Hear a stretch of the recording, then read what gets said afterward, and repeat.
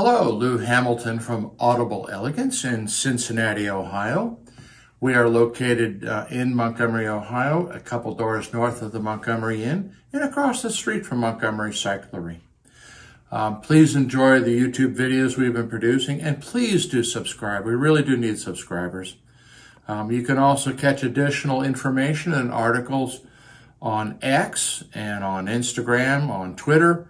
And I also write a blog, and sometimes I bring the blogs into the YouTube videos. Tonight, we're going to talk about the danger of ordering on the internet. And in this case, it is really interesting. The customer of this turntable, it's a Music Hall MMF5, decided that he was going to replace the cartridge himself and perhaps save some money. I don't know. I don't think so. And so he placed his order with Amazon, and it was fulfilled promptly by Amazon and the seller.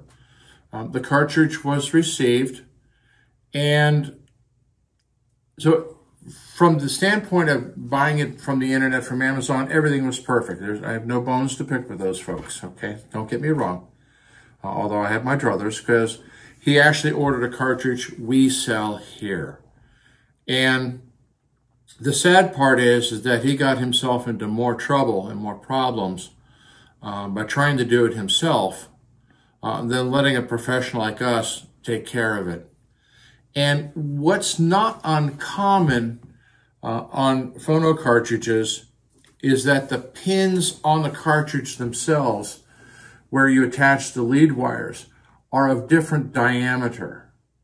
And if you're going between brands, one of the things you can run into is that the opening of the pin that slides, opening of the female portion that slides onto the phono cartridge can be of a different diameter.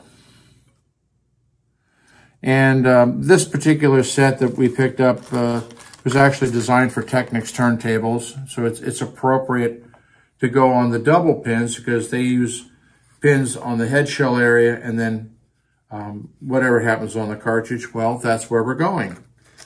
Well, it so happened that the male pins on the Ortofon cartridge were smaller in diameter than the cartridge he had previously mounted. So when he attempted to slide on the female portion of the cartridge tag, well, it didn't grip at all. And so he took it upon himself to try to reshape the pin so that he could get it to firmly attach to the cartridge itself. And that's where the trouble really began.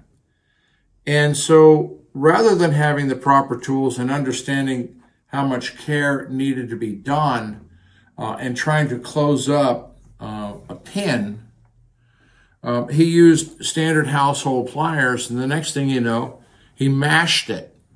So nothing was going to get on there at all. And he was, at that point, in deep doo-doo. So he brought the table into us because he had made that mistake and wanted us to mount basically, it was probably $200, $250 Ortofon cartridge onto an MMF5. Now, at that point, there's already two problems in motion. That level of cartridge exceeds the capability of an older MMF5. The cartridge would begin to reveal the drawbacks or the flaws of the table, either in bearing or speed or what's going on in the tone arm. And that's where pardon the expression, the shit hit the fan. Because once we got the turntable in, we were able to determine that for whatever reason, the bearings in the gimbal assembly of the tone arm were in fact a little bit loose. In other words, there was slop and play in it. That is not something that a shop or even a repair center can adjust. That's something that has to go back to the factory because it's so precise. Because you're typically dealing with bearings that are 5 micron in size. Sometimes they get down to 3. On the really specialty arms, they can get as small as 1 micron. So with the arm essentially now rattling about, that made using an extremely good cartridge, well, from our point of view, simply insane. Because he was not going to get the benefit at all of what that cartridge could pick up, because it's also going to be picking up the vibration of the arm and the rattling around. Records are essentially amplitude modulation, and that's what a cartridge feels and turns it into an electrical pulse and then transmits it on. So in his case, he not only mashed it so well enough, but any attempt to open that pin up resulted in the tag itself disintegrating and breaking. So we had to get into literally putting a new tag onto a lead. So we had to trim the wire. We had to prepare for soldering, and then mount a new female tag onto the wire. Now the wires themselves are very small. I would put it in the class of maybe 2 or 3 hairs together. So, you know, if you pull out a typical soldering iron to try to make the attachment, there's a good chance it's going to wind up burning the wire. And if you burn enough of it, you won't have the length you need so you can attach it to the cartridge. So prior to this video, I went ahead and did that work. It's something you really want to concentrate on what you're doing, as opposed to having somebody watch a video and watch you screw up. And so we did that, and we mounted a new tag on it. In his case, since he now backed off to about a $50 cartridge on the table, which is fine given what's going on with the tone arm, he was kind of like, well, now what do I do? And he stepped up to a rig of P6, and his immediate comments once he got to listen to it at home is he couldn't believe how wonderful his records really sounded, because it was vastly superior to an MMF5. Now, it was kind of like, well, what do I do with the MMF5? Well, fortunately, in a sense, his daughter had hauled off and purchased from Amazon. Okay, here we go again. A Crosley turntable. And these things are like $69. And they're notoriously wicked little pieces of crap. And so what he did is